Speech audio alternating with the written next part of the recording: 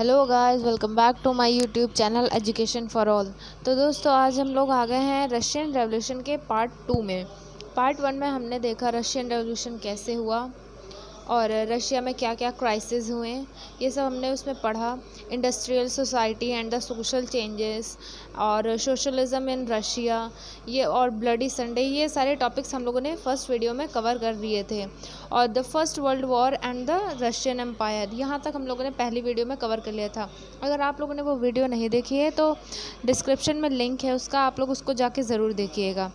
तो चलिए स्टार्ट करते हैं आज की अपनी नेक्स्ट वीडियो, जो सेकंड पार्ट है इसका रशियन रेवोल्यूशन का।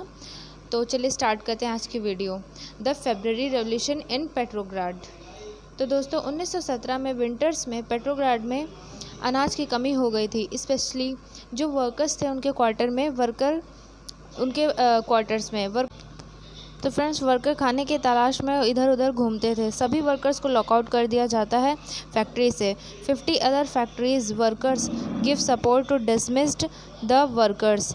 जो वर्कर्स निकाल दिए गए थे फैक्ट्री से, उनको अदर फैक्ट्रीज़ के जो वर्कर्स थे उन्हें सपोर्ट दे रहे थे। The government impose the curfew on the 24th and 25th February. The government called out the cavalry and police to keep an eye on them. 25 फरवरी को गवर्नमेंट ड्यूमा को suspend कर देती है और politician spoke against the measures. अब जो police force है वो भी राजा की नहीं सुनती है और वो कहते हैं कि हम अब पब्लिक के ऊपर हमला नहीं करेंगे, और यहीं पर पेट्रोग्राड सोवियत बन जाती है। एक डेलीगेशन राजा ज़ार के पास पहुंचता है और कहते हैं कि आप राजा का पद छोड़ दीजिए। दोस्तों, डेलीगेशन का मतलब होता है कि एक लोगों का समूह। तो ज़ार जो है इनकी बात मान लेता है और वो 2 मार्च को पद छोड़ देता है। अब ज़ार राजा नहीं था, सोवियत लीडर्स थे, और जो ये ड्यूमा के लीडर्स थे ये सब मिलकर एक प्रोविंशियल गवर्नमेंट बनाते हैं। और कंट्री को रन करने के लिए अब क्या इफ़ेक्ट देखने को मिला कि ज़ार अब राजा नहीं था और पूरी कंट्री को कंट्रोल कर रही थी प्रोविंशियल गवर्नमेंट। तो प्रोविंशियल गवर्नमेंट में जो रिस्ट्रिक्शन लगी थी, मतलब कि restriction, public meeting association were removed, soviet was set up, individual area और factory committee were formed which began questioning the way industrial ran their factory. So friends, जो provincial government है उसने एक चीज़ नोटिस की कि हम लोग की पावर अब कम होती जा रही है और जो बोल्शेविक हैं उनकी पावर इंक्रीज़ होती जा रही है। तो यहाँ पर इन्होंने कुछ स्टेप्स लिए। जितने भी वर्कर्स थे अपने हिसाब से फैक्ट्री रन कर रहे थे, अब से उन चीज़ों को रेस्ट्रिक्ट कर दिया और जितने लीडर्स थे उन्हें अरेस्ट करने लग गए। The revolution of October 1917। So friends, ये देखिए रेवोल्यूशन हुआ बोल्शेविक, ये देख सकते हैं आप लोग। तो दोस्तों, यहाँ पे ये होता है कि बोल्शेविक पार्टी के बारे में लोग तारीफ़ करने लग गए थे। ये चीज़ प्रोविंशियल गवर्नमेंट को बिल्कुल पसंद नहीं थी। प्रोविंशियल गवर्नमेंट के इरादे बहुत अच्छे से लोग समझ रहे थे, क्योंकि प्रोविंशियल गवर्नमेंट एक तरफ से खुद ही पूरी कंट्री के ऊपर रूल और उसको कंट्रोल करना चाह रही थी। On October 16, 1917 Lenin persuaded the Petrograd Soviet and Bolshevik party to agree to Soviet seizure power. Military committee को इन्फॉर्म कर दिया जाता है कि हम लोग कैसे ऑर्गेनाइज़ कर रहे हैं चीज़ों को, कैसे हम लोग पूरी पावर को अपने हाथ में लेने वाले हैं। तो 24 अक्टूबर को इसकी बिगनिंग होती है। जो पीएम क्रेन्सेंकी थे वो भाग गए थे अपनी सिटी से और उन्होंने अपने ट्रूप्स को कह दिया कि तुम अटैक करना शुरू कर दो पेट्रोग्राड सोवियत और बोल्शेविक पार्टी के ऊपर। इन लोग के ऊपर मतलब जो ट्रूप्स थे वो अटैक करना शुरू कर दिए थे। तो pro government troops were sent to take over telephone and telegraph offices and they protect the winter palace, और विंटर पैलेस को बचाने की कोशिश करते हैं। The response of military revolutionary committee order to seize the government office and arrest the minister. जितनी भी ships हैं उन्हें टेक ओवर कर लिया जाता है और रात के समय ही पूरी जगह पर मिलिट्री रिवोल्यूशनरी कमेटी ने कंट्रोल पा लिया था। जितने भी मिनिस्टर थे उन सब ने सरेंडर कर दिया और यहाँ पर all Russian Congress of Soviet in Petrograd approve करती है बोल्शेविक पार्टी के एक्शन को। तो ऑल रशियन कांग्रेस पार्टी बोलती है जो थी बोल्शेविक ने किया वो सही था। तो दोस्तों, दिसंबर तक बोल्शेविक का control Moscow and Petrograd area तक हो जाता है। इसके इफ़ेक्ट हम लोग देखते हैं। इसके इफ़ेक्ट में यह था कि लेनिन लीड कर रहा था। जो चेंजेस हमने देखे, most of industries and bank were nationalise in November 1970। जो लैंड था उसे सोशल प्रॉपर्टी अनाउंस कर दिया गया, मतलब पीजेंट्स ने नोबिलिटी के लैंड पर कब्जा कर लिया। Use of old titles was banned and men's new uniform were designed for the army officials. Russia became only one party state.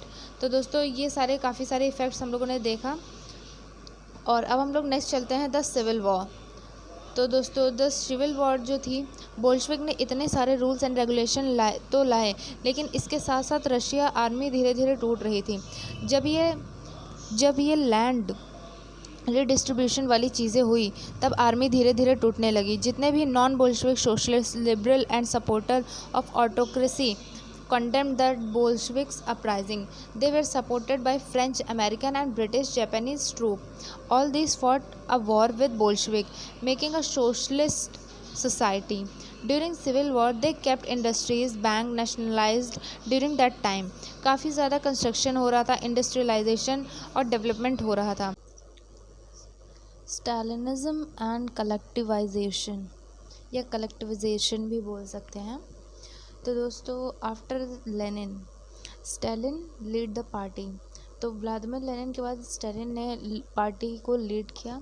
तो अब स्टालिन का मानना यह था कि फूड की शॉर्टेज काफ़ी हो गई थी उस समय। तो स्टालिन ये सोच रहा था कि आखिर ये फूड ग्रेन्स कहाँ रुक रहे हैं। तो उसके दिमाग में आइडिया आया कि ज़रूर कोई ना कोई रिच पीजेंट्स है, वो क्या कर रहे हैं कि फूड ग्रेन्स को बचा कर रख रहे हैं, जिससे कि जब तक उनका दाम ज़्यादा हो तो वो सेल करके उससे ज़्यादा मुनाफा कमा पाएँ। तो यहाँ कलेक्टिवाइजेशन की ज़रूरत पड़ने लगी। तो अब कलेक्टिवाइजेशन के अंदर क्या होता था, एक बड़ा सा लैंड होता था और बड़ी ज़मीन जिसके ऊपर लोग फार्मिंग करते थे, और जो भी मुनाफा होता था सब लोगों में बराबर बांट दिया जाता था।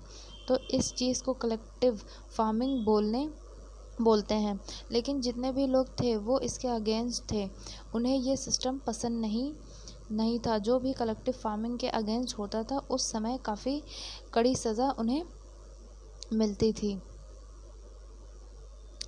एंड दोस्तों उन्हें ये सिस्टम बिल्कुल भी नहीं पसंद था, इसीलिए उन्हें सज़ा दे देती थी। जो पार्टी को लीड कर रहे थे उस टाइम स्टालिन, वो ये सज़ा देता था और उस समय काफ़ी कड़ी सज़ा दी जाती थी। उसे डिपोर्ट कर दिया जाता था